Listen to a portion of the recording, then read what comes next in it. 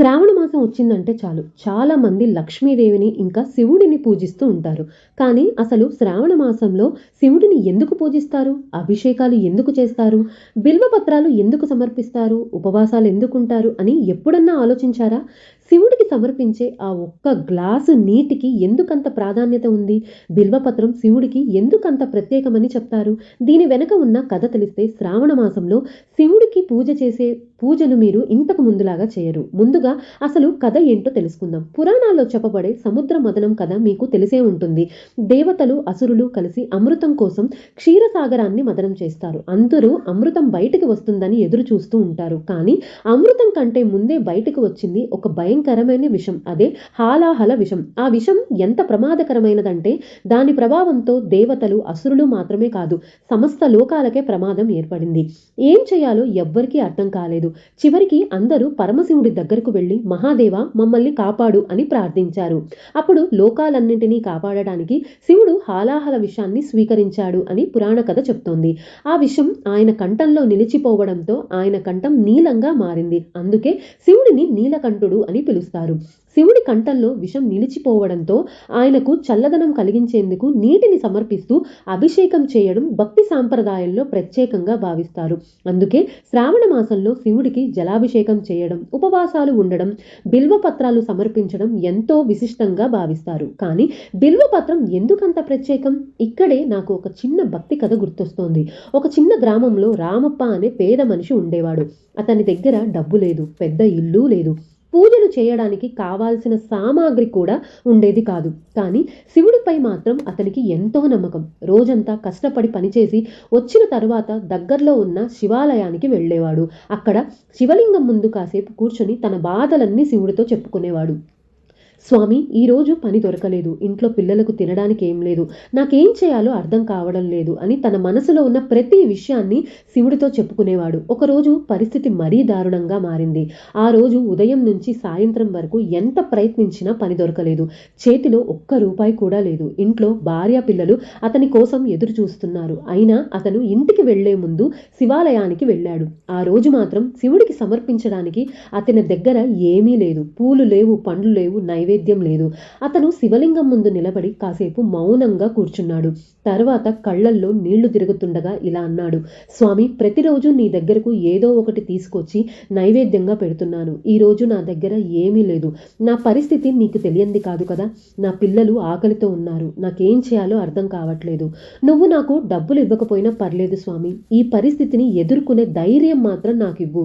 నేను నీ మీద నమ్మకం పెట్టుకున్నాను అని చెప్పి బయటకు వచ్చాడు. బయటకు రాగానే అతని కంటికి ఒక బిల్వ చెట్టు కనిపించింది. అతను ఆ చెట్టు దగ్గరకు వెళ్లి ఒక బిల్వపత్రాన్ని తీసుకొని చేతిలో పట్టుకొని కాసేపు చూశాడు. తరువాత తిరిగి శివలింగం దగ్గరకు వెళ్లి స్వామి, నా దగ్గర ఉన్నది ఇదొక్కటే అని చెప్పి ఆ బిల్వపత్రాన్ని శివలింగంపై సమర్పించాడు. అక్కడే కాసేపు కూర్చొని శివుడిని చూస్తూ ఉండిపోయాడు. ఆ రోజు అతని శివుడికి ఇచ్చింది పెద్ద నైవేద్యం కాదు, 100 రూపాయల పూలమాల అంతకన్నా కాదు, ఖరీదైన పూజా సామాగ్రి కూడా కాదు. కానీ ఏంటది? ఒక బిల్వపత్రం మాత్రమే. కానీ ఆ బిల్వపత్రం పెట్టేటప్పుడు అతని మనసులో ఉన్నది మాత్రం శివయ్య, నాకు నువ్వే దిక్కు అనే ఒక చిన్న నమ్మకం. ఆ తర్వాత అతను ఇంటికి వెళ్ళిపోయాడు. మరుసటి రోజు ఉదయం అతని జీవితంలో ఒక మార్పు మొదలైంది. ఎన్నో రోజులుగా పని కోసం తిరుగుతున్న అతనికి ఒక మంచి పని దొరికింది.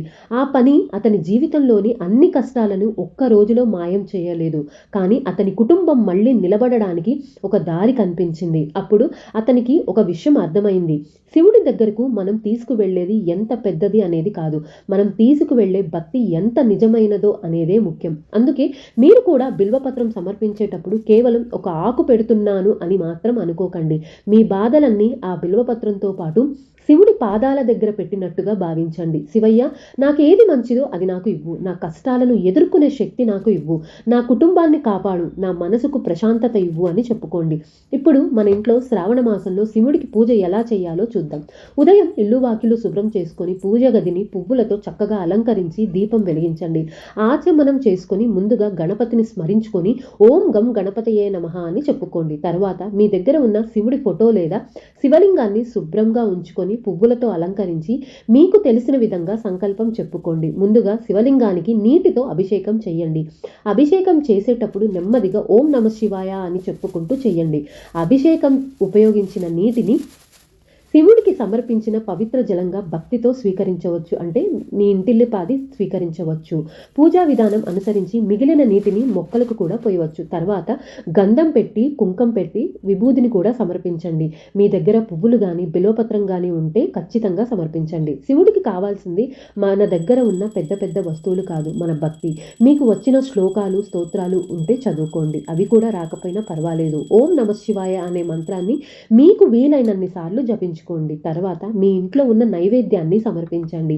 పాలు, బెల్లం కానీ, పండు కానీ ఏదైనా సరే భక్తితో నైవేద్యంగా పెట్టండి. మీ అన్నం వండుకొని ఉంటే అన్నం మీద అంత బెల్లం ముక్కను పెట్టి నైవేద్యంగా పెట్టొచ్చు. తర్వాత చక్కగా హారతి ఇచ్చి ఇంటిల్లపాది హారతి తీసుకోండి. ఇల్లంతా ధూపం చూపించండి. పూజ అయిపోయింది కదా అని వెంటనే లేచి వెళ్ళిపోకండి. ఒక్క 2 నిమిషాలు శివుడి ముందు ప్రశాంతంగా కూర్చోండి. ఎందుకంటే మనం రోజంతా అందరి గురించి ఆలోచిస్తాం, కుటుంబం, డబ్బులు, పిల్లలు, పని, భవిష్యత్తు. కానీ ఆ 2 నిమిషాలు మాత్రం మన సమస్యలన్నింటినీ పక్కన పెట్టి శివుడితో మాట్లాడండి. శివయ్య, నాకేది మంచిదో అది నాకు ఇవ్వు. కష్టాలు వచ్చినప్పుడు కుంగిపోకుండా ఉండే ధైర్యం ఇవ్వు. నువ్వు నాతోనే ఉండు. నన్ను, నా కుటుంబాన్ని కాపాడు. నా వల్ల ఎవ్వరికీ అన్యాయం జరగకుండా చూడు అని మనస్ఫూర్తిగా చెప్పుకోండి. శివుడిని పూజించడం అంటే ఖరీదైన పూజలు చేయడం కాదు. శివుడి దగ్గర మనం మనలాగా ఉండి మనసులోని బాధను ఆయనకు చెప్పుకోవడం. ఓం నమః శివాయ అని ఒక్కసారైనా నిజమైన మనసుతో చెప్పుకోండి. నాకు మంత్రాలు రావు, పూజ సరిగ్గా చేయడం రాదు అని ఎప్పుడు భయపడకండి. శివుడిని పూజించడానికి ముందుగా కావాల్సింది పూజా సామాగ్రి కాదు, మన భక్తి. ఈ శ్రావణ మాసంలో శివుడిని పూజ చేసేటప్పుడు ఒక్క విషయం గుర్తుపెట్టుకోండి. మన చేతిలో ఉన్నది చిన్న బిల్వపత్రం అయినా మనసులో ఉన్న నమ్మకం మాత్రం గట్టిగా ఉండాలి. ఈ కథ ఒక శివభక్తుడికి నచ్చుతుంది అని అనిపిస్తే శివభక్తుడికి తప్పకుండా షేర్ చేయండి. మీరు కూడా శివుణ్ణి నమ్మితే ఓం నమః శివాయ అని కమెంట్ చేయండి. హర హర మహాదేవ శంభో శంకర. నెక్స్ట్ వీడియోలో మళ్ళీ కలుద్దాం. నమస్కారం.